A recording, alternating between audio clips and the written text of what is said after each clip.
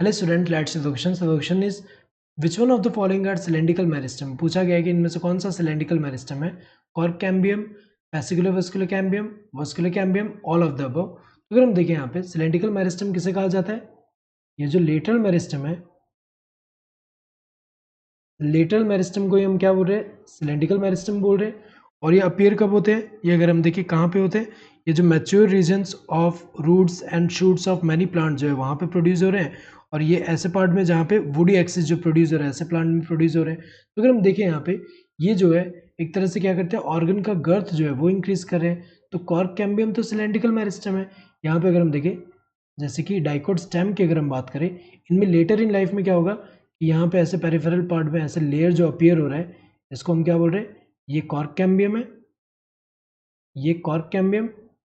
यहाँ पे meristematic activity होने की वजह से क्या होगा, नंबर ऑफ सेल जब इंक्रीज होगा तो यहाँ एक तरह से क्या हो रहा है, गर्थ इंक्रीज होगा। यहाँ पे अगर हम देखें गर्थ इंक्रीज होगा, तो ये एक तरह का क्या है, सिलेंड्रिकल मेरिस्टम है। तो ये तो सही है। यहाँ पे vesicular vascular cambium, vascular cambium जो होता है इसकी अगर हम बात करें, ये कहाँ अपीयर होता है, ये अगर हम देखें वस्कुलर टिश्यूज जो है वहाँ पे एक लेयर जो फॉर्म हो रहा है। जैसे एग्जाम्पल अगर हम देखें डाइकोट स्टेम में ये जो वस्कुलर बंडल्स है, वस्कुलर बंडल्स है, इनमें अगर हम देखिए फेसिकुलर वस्कुलर कैम्बियम कहाँ प्रेजेंट होता है, ये जाइलम एंड फ्लोएम के बीच में ऐसे पैच के फॉर्म में ऐसे अगर हम देखें ऐसे प्रेजेंट है। तो यंग स्टेम में कैसा है, यहाँ पे ऐसे पैच की तरह प्रेजेंट है।